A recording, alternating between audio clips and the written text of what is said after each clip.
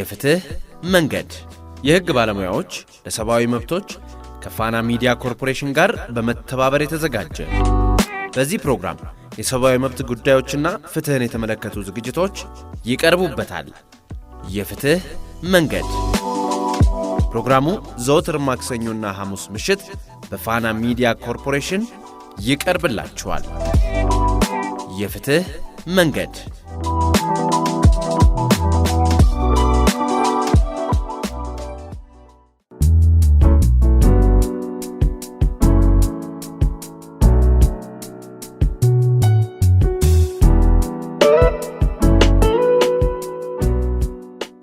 ጤና ይስጥልኝ የተከበራችሁ አድማጮቻችን። የህግ ባለሙያዎች ለሰብአዊ መብቶች የተሰኘው ድርጅት ከፋና ሚዲያ ኮርፖሬሽን ጋር በመተባበር በሚያቀርቡላችሁ በዛሬው የፍትህ መንገድ የተሰኘው የመክፈቻ የራዲዮ ፕሮግራማችን እጅግ ወሳኝ በሆነ ርዕሰ ጉዳይ ላይ ቆይታን ያደርጋል። የህግ ባለሙያዎች ለሰብአዊ መብቶች በአዋጅ ቁጥር 1113/2011 በምዝገባ ቁጥር 4113 ተመዝግቦ እየተንቀሳቀሰ የሚገኝ አገር በቀል ሲቪክ ማህበር ነው።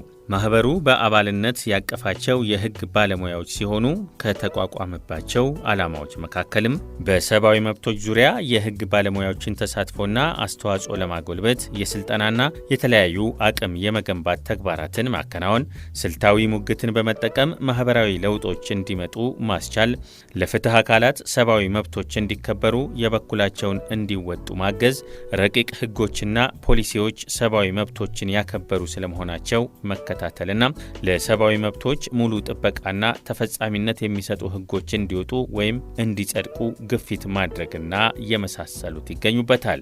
ሁላችንም በዕለት ተዕለት ህይወታችን የምንሰማው የምናየው ወይም በተዘዋዋሪ የምንገናኝበት የሀገራችን የኢትዮጵያ የወንጀል ፍትህ ስርዓት ምን ይመስላል?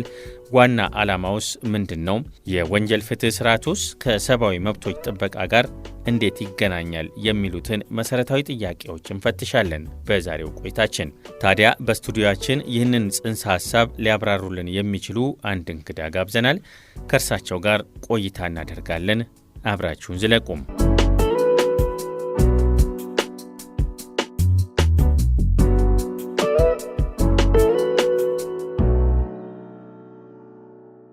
አድማጮች የፍትህ መንገድ የተሰኘውን የመጀመሪያ ፕሮግራማችንን ነው እያደመጣችሁ የምትገኙት። እያደመጣችሁን ስለሆነ እጅግ አድርገን እናመሰግናለን። እንግዳችን ወደ ስቱዲዮአችን እንኳን ሰላም መጡ። እስቲ ራስዎን ለአድማጮቻችን ያስተዋውቁልን። እሺ፣ አመሰግናለሁኝ። ስሜ አማሃ መኮንን ነው የምባለው።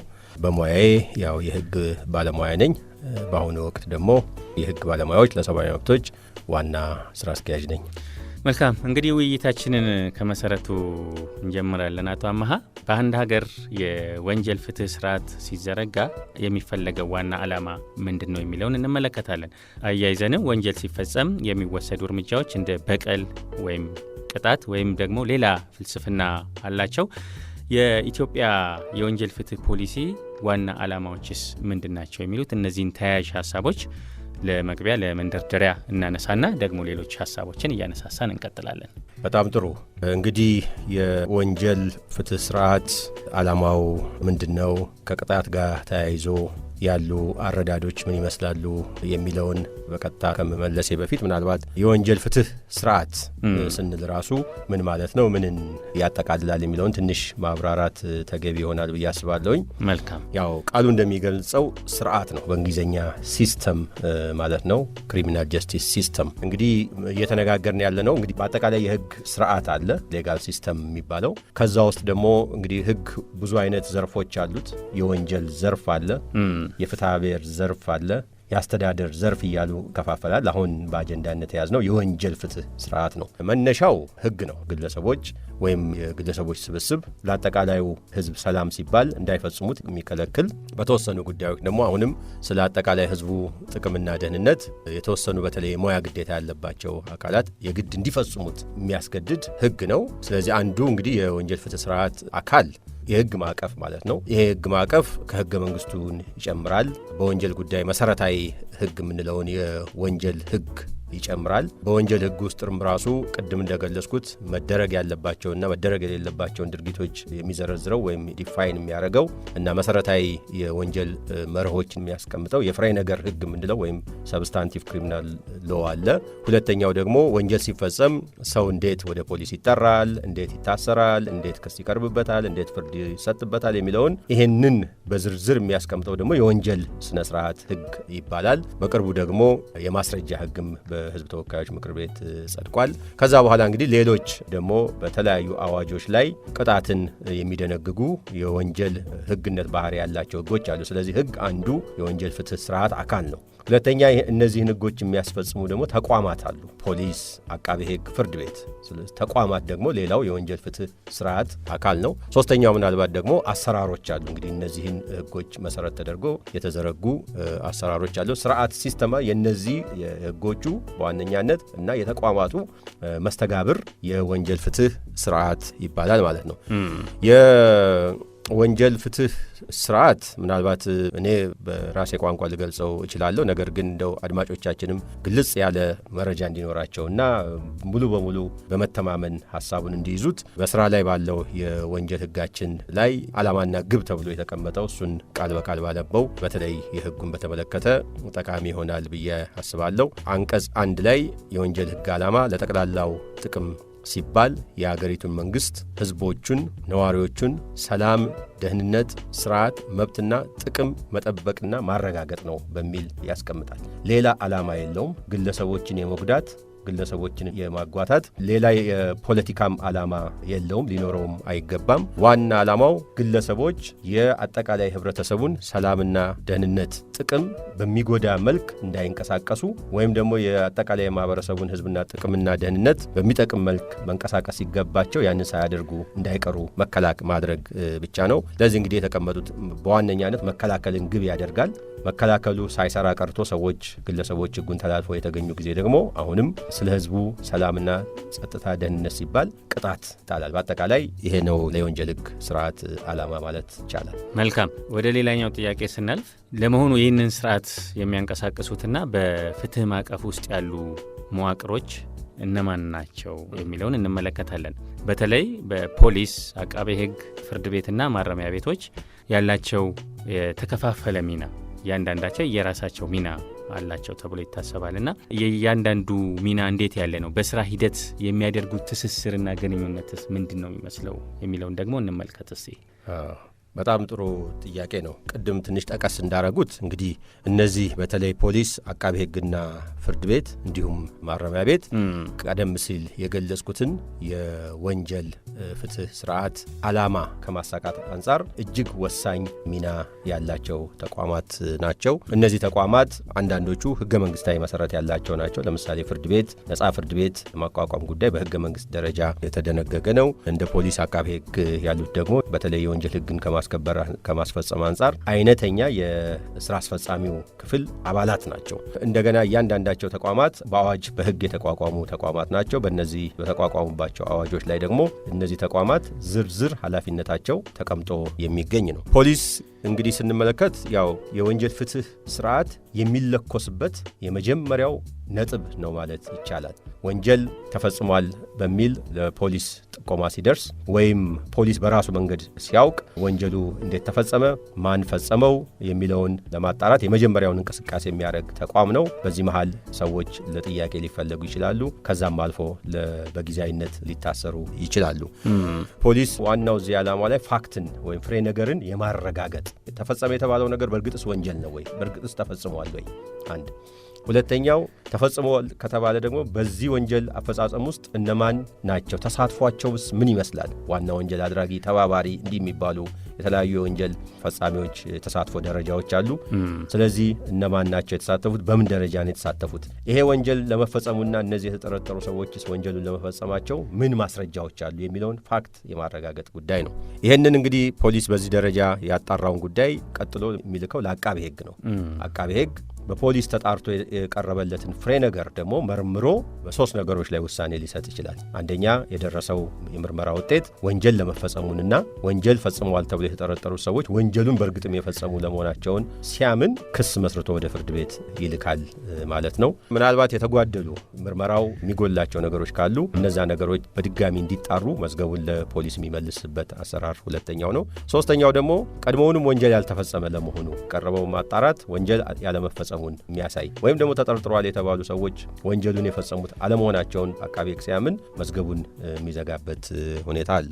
በተለይ እንግዲህ ወንጀል ለመፈጸሙ የሚያሳይ ከሆነና ምርመራው የተጠረጠሩትም ሰዎች ወንጀሉን የፈጸሙ ናቸው ብሎ አቃቤ ሕግ ካመነ ክስ ነው የሚመሰርተው። ክስ መስርቶ ወደ ፍርድ ቤት የሚቀርብበት ሁኔታ ነው። ፍርድ ቤት ደግሞ እንግዲህ የቀረበለትን ጉዳይ በነጻነት መርምሮ በቀጣይ በተከታታይ ፕሮግራሞች እንደምናየው የተከሳሹም መብቶች ተከብረው በዋነኛነት የመሰማት መብቱ ተከብሮ በሕግ ባለሙያ ድጋፍ ተከራክሮ ፍርድ ቤት የመጨረሻውን ውሳኔ የሚወስንበት በፍርድ ቤት የማስረጃ ምዘና መስፈርት መሰረት ተጠረጠረው ሰው ወንጀሉን ያለመፈጸሙ ከተረጋገጠ በነጻ የሚወጣበት ሁኔታ አለ። ለመፈጸሙ የተረጋገጠ ከሆነ ደግሞ ቅጣት ተወስኖ ቅጣቱ ብዙ አይነት ሊሆን ይችላል። የገንዘብ ቅጣት ሊሆን ይችላል፣ እስራት ሊሆን ይችላል። እስራቱም ብዙ አይነት አለው። ቀላል እስራት ሊሆን ይችላል፣ ጽኑ እስራት ሊባል ይችላል። የሞት ፍርድም ሊፈረድ ይችላል። ፍርድ ከተፈረደ በኋላ እንግዲህ የማረሚያ ቤት ኃላፊነቶች ይመጣል። ደግሞ በተለይ የእስር ቅጣት የተወሰነ ከሆነ ይህንን የእስር ቅጣት ተከታትሎ የማስፈጸም ኃላፊነት ያለበት ማረሚያ ቤት ነው። ማረሚያ ቤት እንግዲህ ቅጣትን ያስፈጽማል ሲባል እንደው እስር የተፈረደበትን ሰው ዝም ብሎ አስሮ እየመገበ ያቆያል ማለት ሳይሆን በማረሚያ ቤት ውስጥ ቅጣት የተወሰነበት ሰው ክብሩ ወይም ክብሯ ተጠብቆ እንድትቆይ በሰራ ወንጀል ወይም ጥፋተኛ በተባለበት ወንጀል ተጸጽቶ የበደለውን ማህበረሰብ ሊክስ የሚችልበት ሁኔታ እንዲፈጠር ይሄ መልሶ የማቋቋም የሪሃቢሊቴሽን ስራ የስነ ልቦናም ይሆናል፣ ስራ ከመስራት ጋር የተያያዘ ይሆናል። ብቻ የበደለውን ማህበረሰብ መልሶ ሊክስ በሚችል ሁኔታ ወንጀሉን ሲፈጽም ወይም በፈጸመበት ጊዜ የነበሩበት ጉድለቶች ታርመው እንደገና ወደ ህብረተሰቡ ተቀላቅሎ ህብረተሰቡን የሚጠቅም ዜጋ የማድረግ ኃላፊነት አለበት። እንግዲህ እነዚህ ተቋማት ቅድም እንደገለጽኩት ከተቋቋሙበት ዓላማ አንጻር የየራሳቸው ተልዕኮ አላቸው። ግን ደግሞ መጨረሻ ላይ የጋራ ግብ ነው ያላቸው። የጋራ ግባቸው ምንድነው?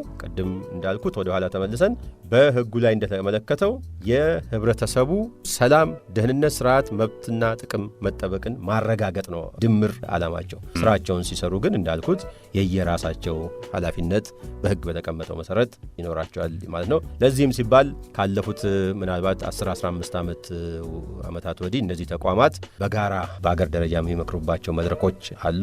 ምክንያቱም ፖሊስ ለምሳሌ ምርመራውን በጥራት ካልሰራ አቃቤ ህግ በጉዳዩ ላይ የሚሰጠው ውሳኔ የተዛባ የመሆን እድል አለው።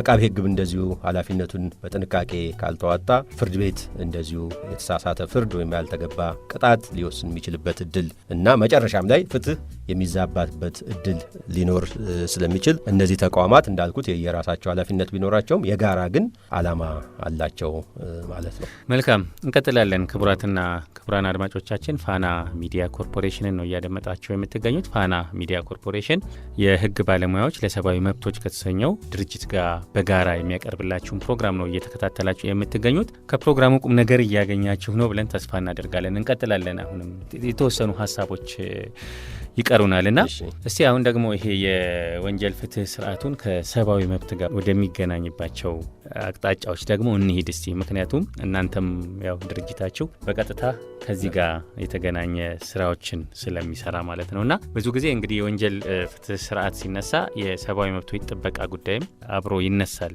የሚነጣጠሉ አይደሉም የሰብአዊ መብት ጉዳይና የወንጀል ፍትህ ስርዓቱ። ለመንደርደሪያ ያክል እንደው ወደ ግንኙነታቸው ከመሄዳችን በፊት ሰብአዊ መብት ስንል ምን ማለታችን ይሆን? በወንጀል ፍትህ ስርዓት ውስጥ ያላቸው ቦታና ግንኙነትስ ምንድን ነው? እነዚህ ሁለት ተያያዥ ሀሳቦች ናቸውና ሰብአዊ መብት የሚለው ጽንሰ ሀሳቡን ምን ማለት እንደሆነ እናብራራና ከዛ በኋላ በወንጀል ፍትህ ስርዓት ውስጥ ደግሞ ምን እንደሚያገናኛቸው ሰብአዊ መብቶችን እናነሳለን።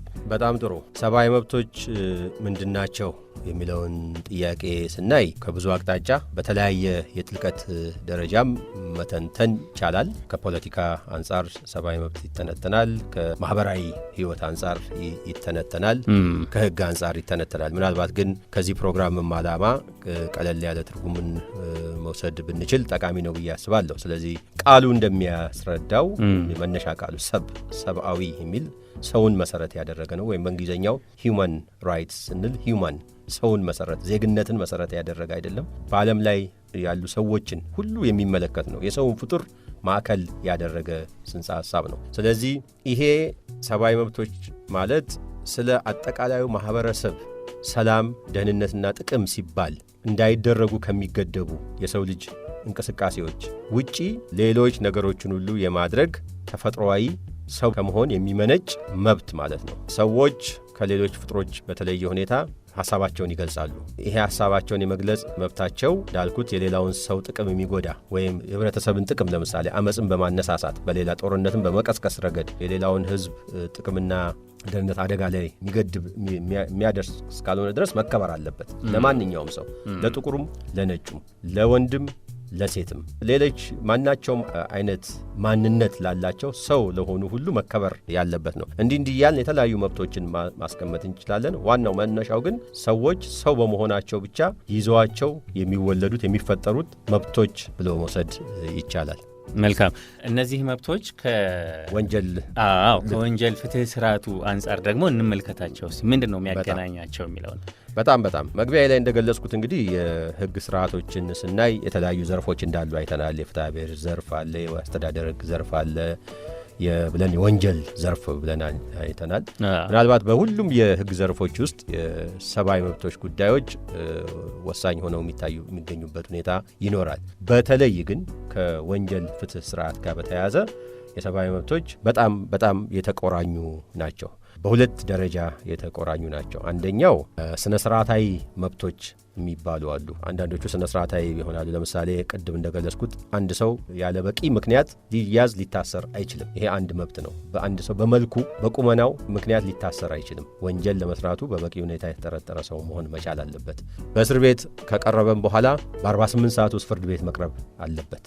ይሄ አሁን ለምሳሌ የስነ ስርዓታዊ መብት ነው። የስነ ስርዓት ህጉ ላይ የተቀመጠ ስለሆነ ህገ መንግስታዊ መብትም ነው። በፍርድ ቤት እስር ላይ ከቀረበ በኋላ ደግሞ ያለመናገር መብቱ ወይም የተጠረጠረበትን ወንጀል እንዲያምን ያለመገደድ መብት አለ። ይሄ ስነ ስርዓታዊም ነው፣ የህገ መንግስታዊ መሰረትም ያለው ነው። ስለዚህ የወንጀል ፍትህ ስርዓት እንዲህ ያልን ብዙ መብቶችን ማንሳት እንጂ ንጹህ ሆኖ የመገመት መብቶች አለ። አንድ ሰው ሳይፈረድበት በፊት ወንጀሉን እንደፈጸመ ተቆጥሮ ምናልባት ለወንጀል ምርመራውና የክርክር ሂደቱ አስፈላጊ ከሆኑት ገደቦች በስተቀር ምንም አይነት ገደብ ሊደረግበት፣ ሳይፈረድበት ከስራው ሊፈናቀል አይገባም። ሳይፈረድበት በማህበረሰቡም ሆነ በየትኛውም አካል ወንጀል እንደፈጸመ ሰው ትሪት ሊደረግ አይገባም። ይሄ ህገ መንግስታዊ መብትም ነው። ስለዚህ የወንጀል ፍትህ ስርዓት በአጠቃላይ ከሌሎች የህግ ዘርፎች ሁሉ በተለየ ሁኔታ ማለት ይቻላል መጠነ ሰፊ የሆኑ የህገ መንግስታዊም ስነ ስርዓታዊ መብቶችም ጋር በጣም የተቆራኘ የህግ ስርዓት ዘርፍ ነው ማለት ይቻላል። መልካም። ቅድም ያነሳናቸው የፍትህ አካላት አሉ አይደለ? ቀደም ሲል ያነሳናቸው እንደ ፖሊስ፣ አቃቤ ህግ፣ ፍርድ ቤት እንደዚሁ ደግሞ ማረሚያ ቤት። እነሱን ደግሞ ከእያንዳንዳቸውን ከሰብአዊ መብት መጠበቅ አንጻር እንመልከታቸው። ሚናቸው ምንድን ነው? ለሰብአዊ መብት መጠበቅ ለማስጠበቅም ለመጠበቅም የሚኖራቸው ሚና እያንዳንዳቸው ምንድን ነው የሚጠበቅባቸው የሚለውን እንመልከት። በጣም ጥሩ ሀሳብ ነው። እንደገለጽኩት እንግዲህ አሁን ለምሳሌ የወንጀል ፍትህ ስርዓቱ የስርዓቱ ሞተር የሚነሳው ፖሊስ ጋር ነው ብለናል። ይሄም የሚሆነው አንድ በወንጀል የተጠረጠረ ሰው ወደ ፖሊስ ጣቢያ ለጥያቄ እንዲቀርብ መጥሪያ ሊደርሰው ይችላል። ወይም ደግሞ ህጉ በሚፈቅደው ሁኔታ መጥሪያ መላክ ሳያስፈልግ የተጠረጠረበት ወንጀል በቀጥታ ያን ሰው በህግ ቁጥጥር ስር ለማዋል የሚያስገድድ ሊሆን ይችላል። እዚህ ጋር ከዚህ ሲጀምር ለምሳሌ ሁለት መብቶች በጣም ወሳኝ ሆነው ይመጣሉ። አንደኛው ይሄ በወንጀል የተጠረጠረው ሰው ወደ ህግ ፊት ላለመቅረብ እስካልተቃወመ ድረስ ፖሊስ ምንም አይነት የኃይል እርምጃ መውሰድ የለበትም። ይሄ አንድ ከፖሊስ የሚጠበቅ ነው። አንዳንድ ጊዜ በተለያዩ ሚዲያዎች ውስን የሆኑ ለዜጎች መብቶች ትኩረት የማይሰጡ የተመደቡበትንም ኃላፊነት በአግባቡ የማይወጡ ጥቂት ሊባሉ የሚችሉ አባላት ያልተገባ ድርጊት ሲያደርጉ በተለያዩ ሚዲያዎች እናያለን። በወንጀል ተጠርጥሯል ተብሎ የተያዘን ሰው በአደባባይ በዱላ በመደብደብ እንደዚህ ይሄ በፍጹም ህገወጥ ብቻ ሳይሆን ዜጎች በህግ ላይ ያላቸውን መተማመን በከፍተኛ ሁኔታ የሚጎዳ ተግባር ነው፣ መብትንም የሚጥስ ነው። ስለዚህ ይሄ አንዱ ነው። ሁለተኛው በዚህ ደረጃ ላይ በዚህ የመጀመሪያው ደረጃ ላይ ትልቅ ጎልቶ የሚመጣው የመብት ጥያቄ የተጠራው ሰው ወይም የታሰረው ሰው በህግ ባለሙያ የመደገፍ ጉዳይ ነው። የህግ ድጋፍ የማግኘት መብት ነው። ይህ መብት ህገ መንግስታዊም ጭምር ነው። ከዛ በኋላ በቁጥጥር ስር ከዋለ በኋላ ደግሞ እስሩ አያያዙ ህግን የተከተለ መሆኑን የማረጋገጥ ኃላፊነት ያለበት ገለልተኛ የሆነ አካል ፍርድ ቤት አለ። ፖሊስ አንድን ሰው በህግ ቁጥጥር ስር ከዋለ በኋላ ለፈለገው ጊዜ በእጁ ሊያቆየው አይችልም። በ48 ሰዓት ጊዜ ውስጥ ፍርድ ቤት መቅረብ አለበት። ይህም ዓላማው ቅድም እንዳልኩት ፖሊስ ይህን ሰው ሲይዝ ከራሱ መነሻ ነው። ወንጀል ፈጽሟል ብሎ ጠርጥሮት ነው። ይሄ የፖሊስ ኃላፊነት ነው። ነገር ግን ሰውን ነው የያዘው፣ ፍጥሩን ነው የያዘውና ይሄ ሰው ደግሞ አያያዙ በአግባቡ ነው ወይ፣ ክብሩ ተጠብቋል ወይ፣ ሌሎች መብቶችን ተጠብቋል ወይ ተብሎ የሚከታተል ኦቨርሳይት ወይም የሚያደርግ ገለልተኛ አካል ያስፈልጋል። ያም ፍርድ ቤት ነው። ፍርድ ቤት መቅረብ አለበት። ይሄም ትልቅ መብት ነው፣ ህገ መንግስታዊ መብትም ነው። ከዛ በኋላ በሐኪም የመጎብኘት ሕክምና የማግኘት በቤተሰብ የመጎብኘት ምርመራውን በተቻለ አጭር ጊዜ ውስጥ የመጠናቀቅ የመሳሰሉ መሰረታዊ መብቶች አሉ። እንግዲህ በተለይ በፖሊስ ደረጃ ባለበት ጊዜ በጣም ቅድም እንደገለጽኩት መሰረታዊ የሚባሉ የአንድን ተጠርጣሪ ክብር፣ ደህንነት በማስጠበቅ ረገድ ትልቅ ፋይዳ ያላቸው መብቶች የተሰባሰቡበት የወንጀል ፍትህ ደረጃ ነው።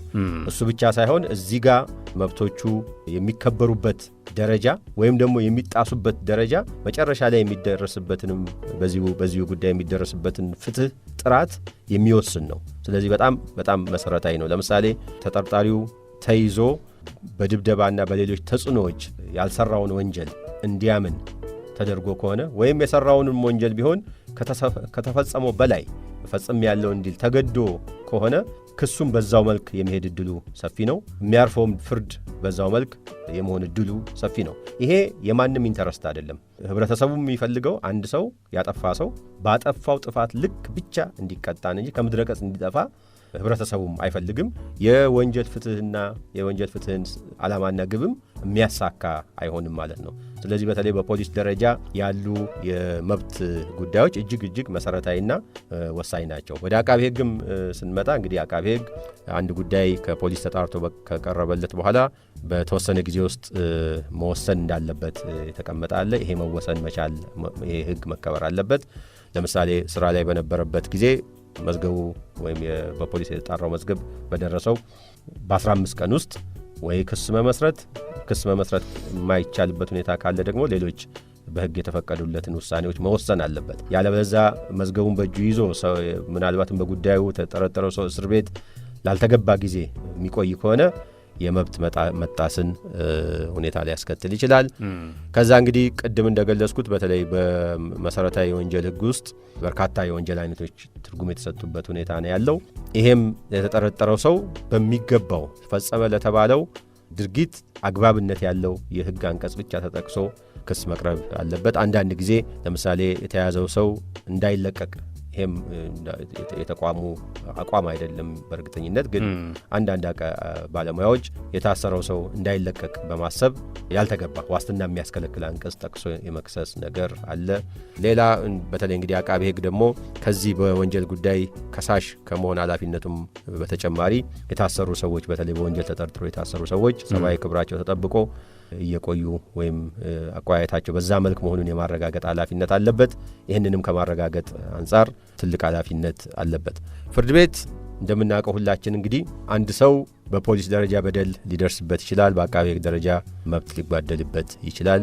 ፍርድ ቤት የመጨረሻው ተቋም ነው። እንግዲህ በተለይ ተከሰው የቀረቡ ሰዎች መብታቸው በክስ ሂደቱ ብቻ ፍርድ ቤት በቀረቡበት ጊዜ ብቻ ሳይሆን በፖሊስ ጣቢያም ወደ ኋላ ተመልሶ በአቃቤ ህግ ደረጃም እያለ ተጠረጠረ ሰው ጋር በተያያዘ የተጓደለ መብት ያለ የነበረ መሆኑ ጥያቄ ሲቀርብለት ጉዳዩ እንዲመረመር ማስተካከያ እርምጃም እንዲወሰድ የማድረግ ኃላፊነትም ግዴታም አለበት። በተለይ የተጠረጠረው ሰው ፍርድ ቤት ሊቀርብ የሚችለው አንድም ለጊዜ ቀጠሮ ነው፣ ሁለተኛም መደበኛ ክስ ቀርቦለት ለክርክር ነው። በተለይ በክርክር ሂደት ባለበት ጊዜ በፍርድ ቤት እጅ ያለ ማለት ነው ጉዳዩን በሚከታተልበት ጊዜ ምንም አይነት የመብት ጥሰት እየደረሰበት አለመሆኑን የማረጋገጥ ኃላፊነት ፍርድ ቤት አለበት። በተለይ ክስ ከቀረበ በኋላ ያ ሰው የሚቆየው በተለይ ዋስትና ተከልክሎ ከሆነ በማረሚያ ቤት ውስጥ ነው። ስለዚህ በማረሚያ ቤት ውስጥ ይሄ ሰው ያሉት መብቶች በቤተሰብ የመጎብኘት እንዳልኩት ከጠበቃ ጋር የመገናኘት፣ ንጽህናው የተጠበቀ የእስር ቦታ ላይ የመገኘት ሌሎች ከክብር ከደህንነት ጋር የተያዙ መብቶቹ ሁሉ የተከበሩ መሆኑን የማረጋገጥ በዚህ ረገድ አቤቱታ ሲቀርብለትም ጉዳዩ ላይ አፋጣኝ ማጣራት በማድረግ ተጠያቂነት መረጋገጥ ካለበት ተጠያቂነት እንዲረጋገጥ ጥሰቱም እንዲቆም እርምጃ መውሰድ የፍርድ ቤት ኃላፊነት አለበት። እንግዲህ መጨረሻ ላይ ያለው ማረሚያ ቤት ነው። በማረሚያ ቤትም በኩል እንደዚሁ ሰዎች ናቸው። ምንም እንኳን በአንድ ወቅት በሕግ አታድርጉ የተባሉትን ወይም አድርጉ የተባሉትን አድርገው ወይም ሳያደርጉ ተርገው ሕግን ተላልፈው ጥፋተኛ ሆነው ቅጣት የተወሰነባቸው ሰዎች ዜጎች ቢሆንም እስቲ አሁንም ሰዎች ናቸው እነዚህ እና ሁሉም አይነት ለሰው ልጅ የሚገቡ ደህንነቶች፣ ክብሮች ይገባቸዋል። ከወንጀል ፍትህ ስርዓት ጋር በተያያዘ በማረሚያ ቤት ያለው ሰው አንድ በግልጽ የሚጣልበት ገደብ አንድና አንድ ነው። የመንቀሳቀስ መብት ከማረሚያ ቤቱ ያለ ፈቃድ መውጣት አይፈቀድለትም፣ እስር ነውና። ከዚህ አንጻርም ቢሆን ማረሚያ ቤቱ ደንብና አሰራር መሰረት በማረሚያ ቤት ውስጥ የመንቀሳቀስ፣ ስፖርት የመስራት፣ በማህበራዊ ጉዳዮችም እስር ቤት ውስጥ ካሉ ሌሎች ሰዎች ጋር የመወያየት የመመካከር መብት አለው። እነዚህ ሁሉ መብቶች መከበር አለበት። በተለይ በማረሚያ ቤት ውስጥ ትልቁ የመብት ጥያቄ የሆነው የሚነሳው እንዳልኩት ከሕክምና ጋር በተያያዘ እስር ቤት ውስጥ በተለይ እንደ ኢትዮጵያ ባሉ በኢኮኖሚ ችግር ያለባቸው አገሮች ውስጥ በማረሚያ ቤት ያለው አያያዝ ብዙ ጊዜ ጉድለቶች ይኖሩበታል። ማረሚያ ቤቶች ቦታና የታራሚው እስር ቁጥር የማይመጣጠንበትና ክራውድድ ወይም በአነስተኛ ክፍል ውስጥ ብዙ ሰው የሚጨናነቅበት ከዛ ጋር ተያይዞ ለተለያዩ በሽታዎች የመጋለጥ ሁኔታዎች ያጋጠሙ በቂ ምግብ ያለማግኘት እነዚህ በቂ የንጽህና ሁኔታዎች ያለማግኘት አሉ። እንግዲህ ስታንዳርዶች አሉ። በዓለም አቀፍ ሕግም በኢትዮጵያም ሕግ የተደነገጉ አንድ ታራሚ በእስር ቤት ማረሚያ ቤት ውስጥ ባለበት ሰዓት በምን አይነት ሁኔታ ውስጥ መቆየት እንዳለበት የተቀመጡ መስፈርቶች አሉ። እነዛም መስፈርቶች ማሟላት ከማረሚያ ቤቱ ከመንግስት የሚጠበቁ ናቸው። ስለዚህ እነዚህ ተቋማት ከመብት አንጻር በተለይ በጣም ከፍተኛ የተናጠልና የጋራ ኃላፊነቶች አለባቸው ማለት ነው። መልካም እያጠቃለልን ነው አቶ አመሃ። እስቲ ወደ መጨረሻ ጥያቄ እንደው የማጠቃለያ ጥያቄ እናድርገውና አንደምታውን እናንሳ እስቲ። እነዚህ ተቋማት የሰብአዊ መብትን መጠበቅ ብቻ ሳይሆን ማስጠበቅን ጨምሮ መተግበራቸው ምን ማለት ነው? እንደ ሀገርም ልንመለከተው እንችላለን።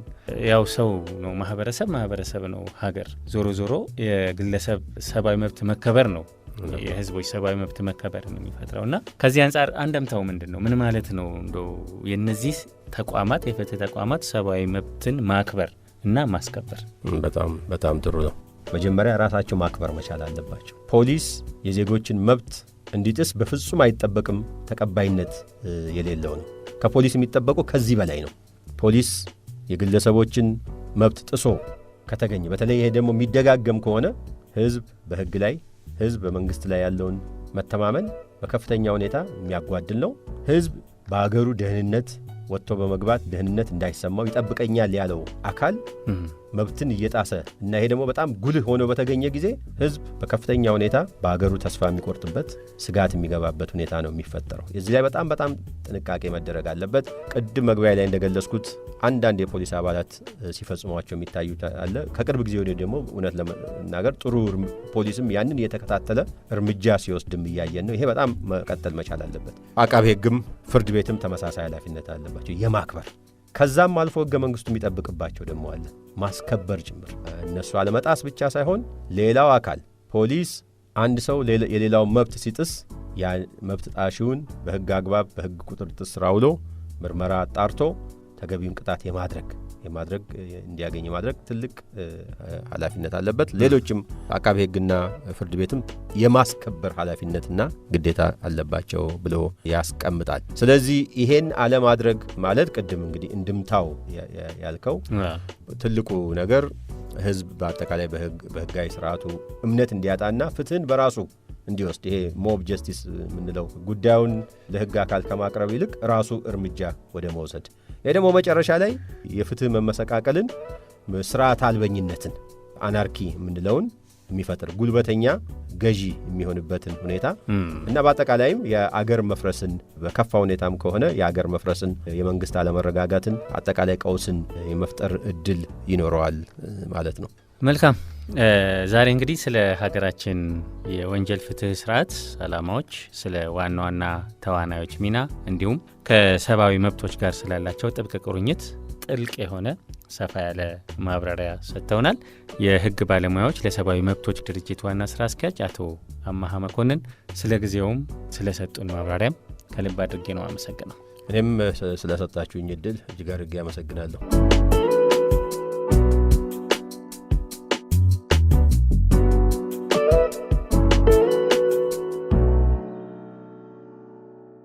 የተከበራችሁ አድማጮቻችን የዛሬው የፍትህ መንገድ ፕሮግራማችን በዚህ ያበቃል። የፍትህ ስርዓቱ ሰብአዊ መብቶችን አክብሮና አስከብሮ እንዲሰራ ሁላችንም የድርሻችንን ልንወጣ ይገባል እያልን እንሰናበታችኋለን። ሐሙስ ምሽት በሌላ ርዕሰ ጉዳይ እናገኛችኋለን። እኔ መንግስቱ ስፍር ነበርኩ። መልካም ምሽት።